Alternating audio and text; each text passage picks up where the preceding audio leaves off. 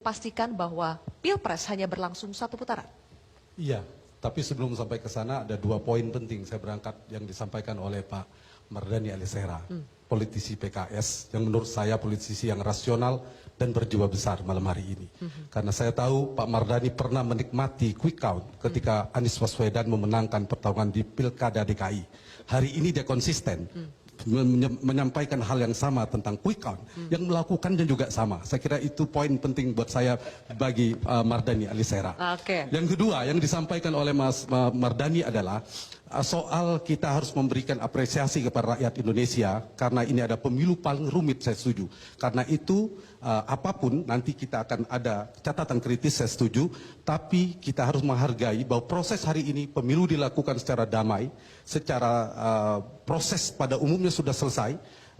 Kita bisa menyampaikan tidak hanya kepada KPU, kepada seluruh rakyat Indonesia yang semuanya terlibat dalam proses ini. Itu satu. Kemudian yang kedua, saya kira juga yang ditunggu, sama tadi Kang EF juga mengatakan saya ada 3 poin, itu satu. Yang kedua, kita juga menunggu sebenarnya bagaimana respons Pak Prabowo Subianto dan Mas Gibran, bagaimana respon Mas Anies Baswedan dan Muhaimin Iskandar, bagaimana responnya nanti sikapnya Pak Ganjar dan Pak Mahfud MD dan seterusnya. Dan itu yang saya kira juga penting ditunggu oleh publik. Dan yang ketiga adalah bagi saya juga penting, ini bagian dari pembuktian, pengujian bahwa survei betul diragukan selama ini. Paling tidak ini saya ingin menunjukkan bahwa survei tidak terlalu jauh dari apa yang dilakukan, temuan dari exit poll, kemudian quick count dan lain sebagainya.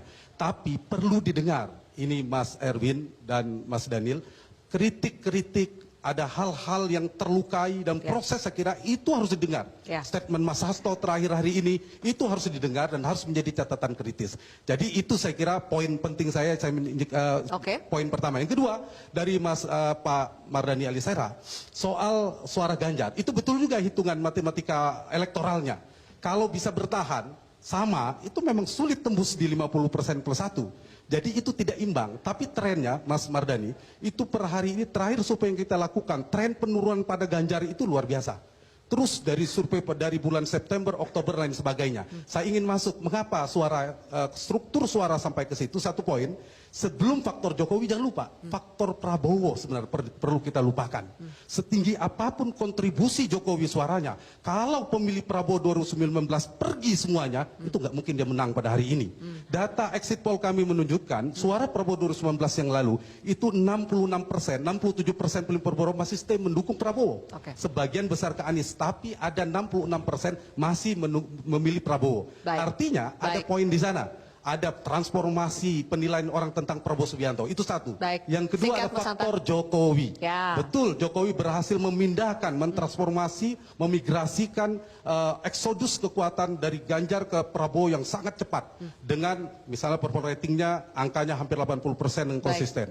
Keberlanjutan sebagainya. Dari poin 2 ini, saya ingin mengatakan rekonsiliasi, faktor fusi, menggabungkan 2 kekuatan inilah faktor dalam versi quick count kemenangan paslon 2 Prabowo dan Gibran. Bergabungnya kekuatan Prabowo dan Jokowi bergeser kemudian menjadi fusi. Dan saya mengistilahkannya faktor Prabowo, Widodo, dan Joko Subianto. Dia bergabung. Dan satu lagi, berdasarkan data survei quick count kami juga ada 4, saya bertanya. Kemudian setelah kita tanyakan apa alasan Anda memilih pasangan 1, 2, 3. Tapi saya dalami nomor 2. Itu yang tertinggi nomor 1 karena figur Prabowo dan Gibran. Karena Prabowo tegas, berani dan seterusnya itu 31%. Yang kedua, 20% mengatakan karena mereka mengusung keberlanjutan. Faktor Jokowi nomor 2. Nah, karena itulah faktor rekonsiliasi silaturahmi ini saya ingin melihat saya objektif. Memang silaturahmi itu Pak Ustadz Mardhani Alisera itu banyak berkahnya memang. Paling tidak mereka mendapatkan ketika mereka melakukan rekonsiliasi. Ini Mas Hanta, sebentar Mas Hanta. Kita harus jeda, tapi Mas Hanta sepertinya sudah memberikan umpan lambung. Ada kata-kata rekonsiliasi. Saya jadi ingin tanya ke Nasdem dan juga PKS. Apakah sudah memikirkan soal rekonsiliasi? Faktor program program makan gratis itu 10%. Itu aja saya ingin melengkapi 2 faktor yang lainnya. 2 faktor itu ya. Baik, nanti dijawab oleh